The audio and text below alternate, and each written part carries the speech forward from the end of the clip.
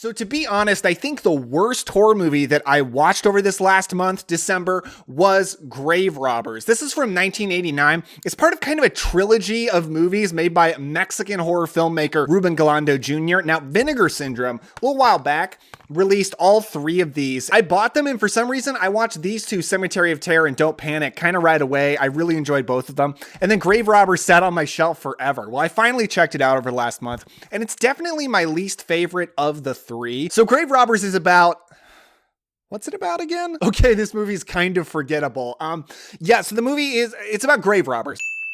These kind of poor teenagers who are robbing graves, trying to get some money, and they stumble across the grave of this Satanist, witchcraft, crazy dude that lived back in the Middle Ages. There's a pretty cool flashback to him at the beginning of the movie, but they remove the axe from his chest and it revives his corpse, and he goes around killing people. Now, this sounds awesome, and it's actually pretty cool, especially I got excited at that very satanic opening flashback that the movie starts with. But then once he becomes revived, inexplicably, the movie moves away from our young grave robbers, who are quite sympathetic, and starts focusing on the sheriff of the town, who has absolutely no personality. This dude sucks. He's really, really boring. And it becomes a very dull slasher at that point, focused on a very boring middle-aged dude character. By the way, if you're new here, my name is Daniel and you're watching the Cobwebs channel. This is actually part of a monthly series I do on my channel, ranking all the Blu-rays I watched over the last month from my least favorite to my favorite. And it just has to be Blu-rays I never popped into my player before and watched. By the way, this marks a year that I've been doing this. I started this in December 2022.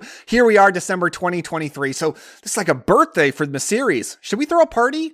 You know what? We'll consider this video a party. This is a party video talking about weird, obscure horror movies. Okay, so yeah, Grave Robbers, definitely my least favorite of all these Ruben Galando Jr. Mexican horror films, and my least favorite movie that I watched last month.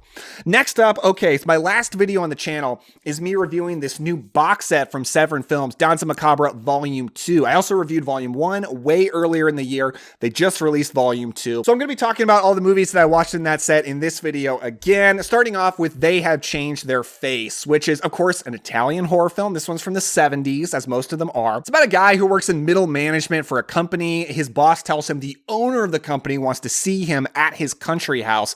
So he travels out to this guy's country house, and the owner's name is Nosferatu. Yeah, I know, a little bit on the nose. But I got kind of excited at that point because I'm like, oh, this is like a modern day Dracula telling. Not psyched that it takes place in modern day, because this is supposed to be a Gothic set.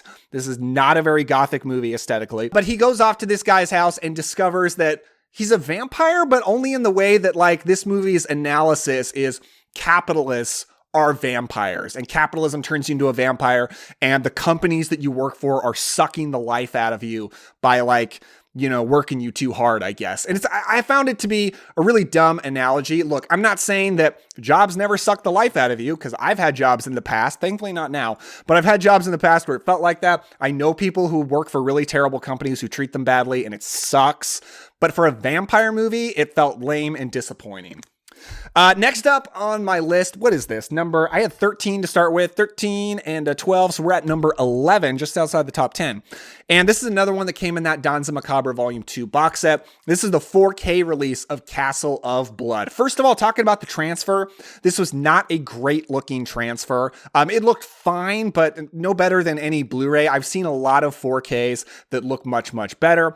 Severin as a whole doesn't seem to me to be one of the best labels, boutique Blu-ray labels for transfers. So I really raised my eyebrows at them when they released like 4Ks of like Cemetery of Terror and it's $55. And I'm like, did you really do $55 worth of amazing work to justify that? I don't know that you did, but I haven't bought it. Castle of Blood is a horror film from the 60s, very traditionally Gothic, about a guy who goes into a haunted house, and a lot of the movie is him walking around, looking at the amazing, admittedly amazing, Gothic atmosphere, and running into different ghosts, including Barbara Steele, who is a ghost in this house, who he falls in love with like right away, so he's got a romance going on with a ghost, so that's kind of cool. But the movie is kind of dull, and I think it's kind of overrated, considering how people talk about it. Oh, it doesn't have much dialogue dialogue. It's just watching someone walk around a spooky Gothic atmosphere, and it's really cool. Look, I've seen a lot of horror movies that look exactly like this. This movie's Gothic atmosphere is good. It's not unique. Lots of movies look exactly like Castle of Blood, but a lot of them have way better characters and stories. Particularly, take a look at the Vincent Price, Edgar Allan Poe films from the 60s. Those have incredible, out-of-this-world atmosphere, but also they're just darn good movies in general. So cracking into the top 10, this is a Scream Factory Blu-ray, an older Scream Factory release that I've been wanting for a long time. Finally grabbed it and checked it out. This is Ghost Story. So I watched this movie in preparation for the video I made over the last month, my top 20 haunted house films of all time. If you're interested in that, check the description box below. There's a link to that video. But this didn't end up making the list. I'm not even sure if it totally qualifies as a haunted house movie rather than just a ghost movie in general, but it wouldn't have made the list anyway. The pacing of this movie is the kiss of death, I thought. It's got good stuff in it, but the pacing is rough. It centers on these 4 guys who are all very legendary actors. Fred Astaire, Douglas Fairbanks Jr., Melvin Douglas, and there's one more guy. Oh yeah, John Houseman, who tells the scary story at the beginning of The Fog. So it was really cool to see him, and he's telling more scary stories in this movie.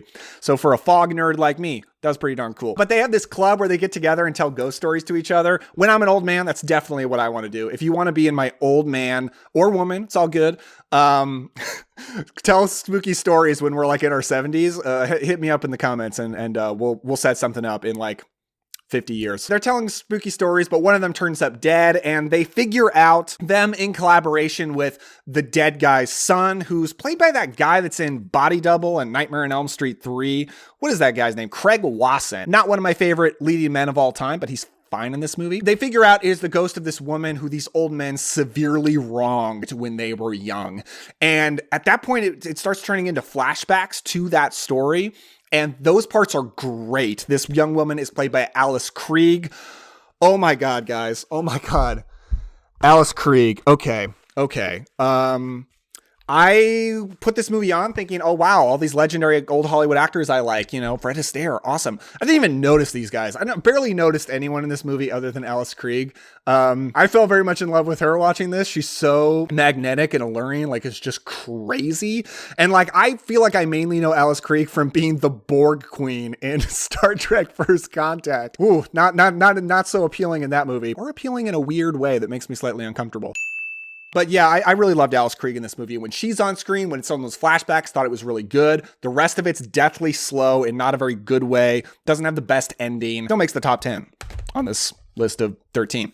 And number 9, my favorite movie in the DANZA Macabre Volume 2 set, The Devil's Lover. This was kind of not the smartest movie, not the most well-written, but a sleazy good time. It stars Rosalba Neri, who it plays the title character in Lady Frankenstein. That's a Gothic Italian horror film I really, really like. Better than this movie, I have to say. And her and her friends go to this castle that's spooky, and supposedly the devil owns this castle. And Rosalba Neri falls asleep, and she has a dream. And I take the dream as a flashback to the past, to one of her ancestors. And this ancestor, also played by Rosalba Neri, goes through some personal drama. She feels kind of sexually repressed, and she meets the devil, who kind of like liberates her desires. And that's a pretty common analogy for the devil in folk horror.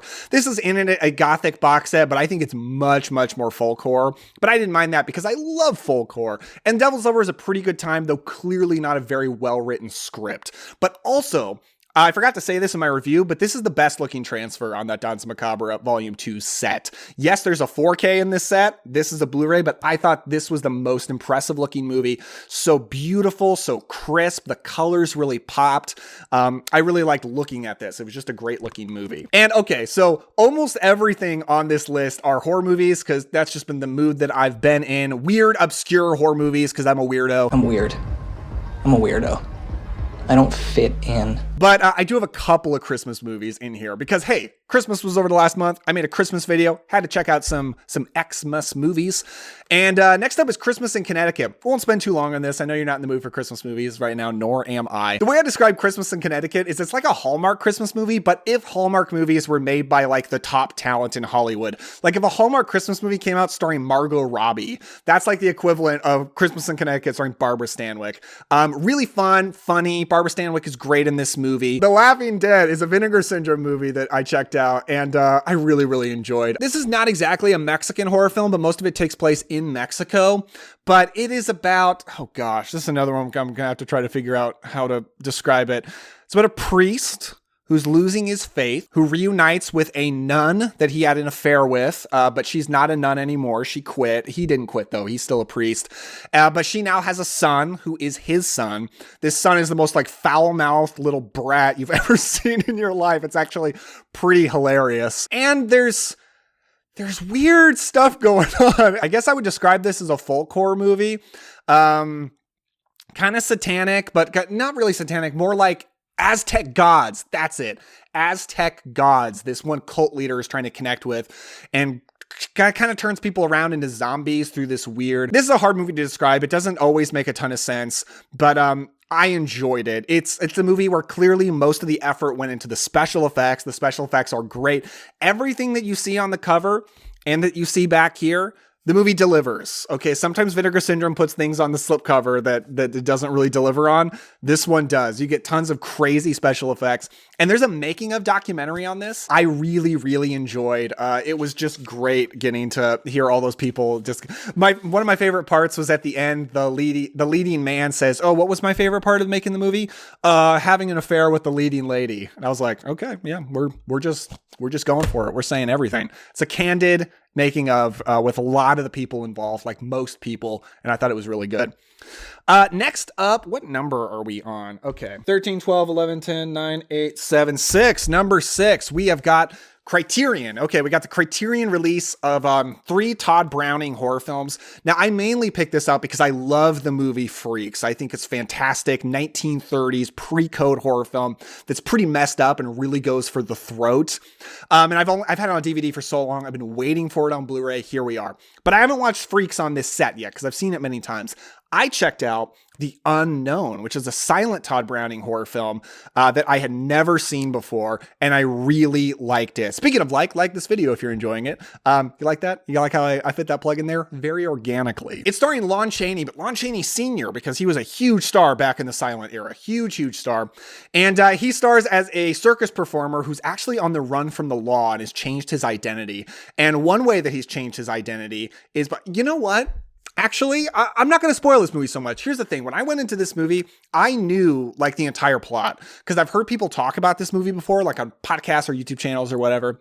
I find that every time people talk about The Unknown, they describe the entire plot. So I knew it all. I'm not going to do that to you in case you haven't heard it described. All I will say is Lon Chaney, he is in love with a woman played by Joan Crawford. Really cool to see Joan Crawford in this in such an early movie. And she has a fear of being touched by men. She's being repulsed by a man's hands being on her. And Lon Chaney Sr. doesn't have any arms. He's an armless performer who throws knives with his feet. So he believes that he can have this connection with her, and they start to grow close because of that. And it's an perhaps unrequited love story. It gets really messed up and pretty horrifying. Well fits in the horror genre by the end. Really liked it. It was only a little over an hour. Really good stuff. At number 5, okay, my 4 and 5 are like, I had trouble deciding which goes where, and they're such dramatically different movies. It was kind of hilarious to try to compare the two.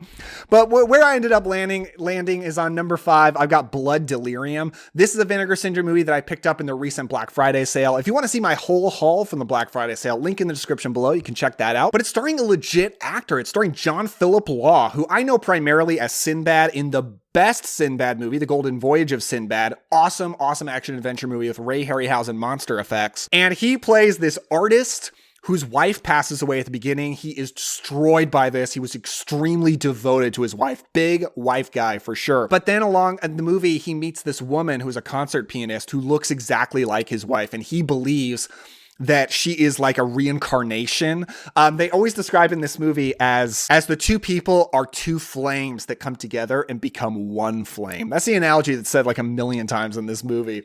And through the course of the movie, he kind of draws her into his world, to his castle where he lives. And all the while, he's got this manservant played by Gordon Mitchell, who's kind of a veteran of cult movies. He was actually in Rio Bravo, cool enough. And who's just like this older, big guy. but he is the sickest, most demented, most disturbing, disgusting character that I have seen in a long time. This movie has necrophilia, it has cannibalism, it has barbaric murder, it has assault, and it's like all at the hands of this manservant. So like this movie wouldn't be quite as much of a horror movie if it wasn't for that guy. Because of that character, this is a absolutely sick, twisted, demented movie on so many different levels. And like, I'm fairly desensitized. I watch a lot of horror movies, but I'm watching Blood Delirium like, oh my God, like what am I even looking at here? This is so like horrifying. And I respect it because it's rare to see a movie that is so repulsive and demented, but so well made. Like this isn't like, you know, one of those shot on video movies where they're just throwing gross stuff at the screen as much as they can. This is a well-made movie. This is well shot, beautifully scored. The music in this is just gorgeous. Has legit good actors. Like John Philip Law is so intense and perhaps kind of over the top, but his character is extremely intense. And I like the story too. I was looking at Letterboxd reviews of this movie, and a lot of people are calling it like, it's so like bonkers and nonsensical. I have no idea what was happening, but it was crazy, so I enjoyed it.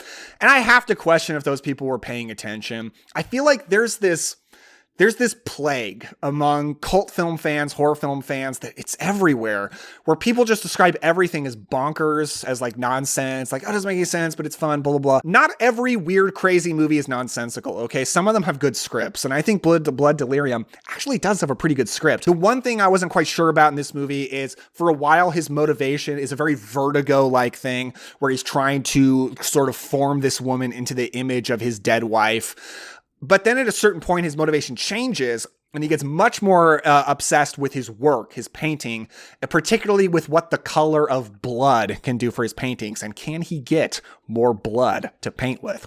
So it really changes. But the more I thought about it, isn't that how we men are sometimes? Like we meet a woman, we get very obsessed with her, we woo her as much as we can. And then at a certain point, once we have her, we like get into our work or perhaps our YouTube channels. Like that's how men are sometimes. So actually, I don't know that it is a problem. I actually think this is a really good movie. I really liked it. It's insane. It's not for the faint of heart. If you need any kind of content advisory warnings, don't watch this. Like you got to be open. You got to be open to some weird stuff.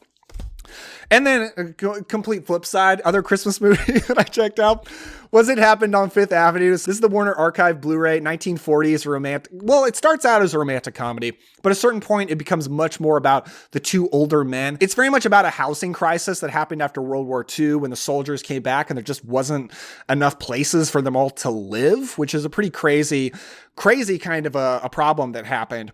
And it's very much about that and solving that problem, about a lot of economic issues, probably a fairly political movie about poor versus rich during this time period. But it's funny, it's charming. I really like the actors, even though I don't know almost any of them by name. This isn't a star vehicle. I really like them all. And it's got good Christmas vibes. So maybe if you haven't watched it, maybe next December, check it out. At number 3, this is a movie I have talked about on the channel before, and I kind of reviewed the Blu-ray, but I checked it, I watched it on Shudder, and then I got the Blu-ray, and when I got, you know what, okay, it's Primal Rage, well, why am I burying the lead? I got the Blu-ray, I kind of sampled the 4K transfer to see how it looked, was really happy with it, watched the special features, which are great, it's got a whole making of documentary, really good vibes, like the actors come back today, and they talk about this weird 80s movie, and they seem great. They seem like they're all doing great, living their best life, and they had a good time talking about this movie. So that's just a really good vibes making of. But I hadn't actually watched the 4K transfer from start to finish. So I did over the last month because a buddy of mine came over to visit. It's actually Chris from the Figure Out Films YouTube channel. I recommend checking out his channel. And he wanted to watch a movie, and we settled on Primal Rage. It's a good time. It's a 28 Days Later kind of a rage virus horror movie. It takes place on a college campus, which is a fun atmosphere for me I really like. And I found the actors and the characters very likable. And that's what really worked about this movie for me. It's like Halloween atmosphere is good. It takes place during Halloween. Like the college atmosphere, like the rage virus horror stuff, the gore. But it's these characters that are just so sweet and likable that really made this movie for me. At number 2, this movie, actually, I like it better than my number 1 as a movie, just by a bit, and actually put this movie on my top 10 discoveries list. Favorite new to me watches that I had over the last year. If you're interested in that, the link is also in the description below. But it's The Hunchback of the Morgue, which is a Paul Naschy movie, and I checked it out on Scream Factory's Paul Naschy Collection Volume 2, but I want you to have a better visual aid, so I'll throw up a poster up there. The Hunchback of the Morgue follows Paul Naschy as a hunchback. He's very in love with this woman, and she's very sick. She's in the hospital. He visits her a lot, but inevitably, as he knew she would, she passes away, and he goes kind of crazy. He goes on a murder spree, but then he also connects with this mad doctor, this Dr. Frankenstein-like character, who promises that if the hunchback helps him with his sick, twisted experiments, that he'll bring his love back from the dead. So it's very much becomes a Frankenstein movie. It's not technically, the character's not Frankenstein, but very much like that, very much visually like a Frankenstein movie, with the hunchback as the lead character. This might be the best Paul Naschy movie I've seen so far. He's very likable, sympathetic, even though he does horrible things, which you know the performance is good in that case. And I just loved how much the movie evolved as it was going. It wasn't just one thing. It kept like turning into different horror subgenres. And when you get to the end and you see the results of this Frankenstein character's experiments, weird, satisfying, unlike any other Frankenstein movie you've seen, I think. I'm pretty sure. And this is just a unique movie, and I love Paul Naschy. Speaking of Paul Naschy and how much I love him, he's hitting my number 1. This is the Vinegar Syndrome 4K for The Werewolf versus the Vampire Woman. What a title. Okay, I keep thinking this when I watch old horror movies. What happened to horror movie titles? They used to be so good. Like, they used to be so cool. The Hunchback of the Morgue, Primal Rage, Blood Delirium, The Werewolf versus the Vampire Woman. Horror titles used to mean something in this town. And like now we get Talk to Me. That's a pretty good title. I actually really like that movie. But man, they just used to be so pulpy. So The Werewolf versus the Vampire Woman is from the 70s. It was actually later remade by Paul Naschy called Night of the Werewolf. Paul Naschy stars as Waldemar Daninsky, who is the character that he played, I think in like 11 movies, a werewolf character that he was so committed to. He played over and over again. Waldemar Daninsky is a medieval werewolf, but he is revived. In addition to him being revived, you guessed it, Vampire Woman is as well. Waldemar Daninsky is evil as a werewolf, but good as a man, and he does try to stop this vampire woman. He falls in love with another woman through the course of the movie. Loved that actress, by the way, who played his love interest. Just ridiculously gorgeous and very likable. I really like this movie. In fact, the 4K transfer was stunning. It looks so gorgeous. Like, I just couldn't believe it. This movie, unlike Night of the Werewolf, which, you know, was a remake of, is less atmospheric, less dark, spooky, and gothic. It's a much brighter movie. A lot of it takes place outdoors, but the 4K transfer was so good. I wouldn't complain about that for a second because the movie just looked gorgeous from start to finish. The Vampire Woman, not in this movie a ton, and doesn't pop as much as the Vampire Woman does in Night of the Werewolf. I like that performance much better, but there is still some good vampire stuff in it. Great werewolf stuff with Paul Naschy. I love him with all my heart. That's why he hits my number 1 and my number 2. But what did you watch over the last month? Let me know down in the comments below and let's chat about them. And if you enjoyed this, check out the playlist link right over here of all of my monthly wrap-up videos. Like I said, I've been doing this for a year and I intend to keep doing them because I love it. Give it a like if you enjoy this and subscribe for more videos like this. Thank you so much for watching. With all that said, don't forget to enjoy yourself today and I'll see you next time.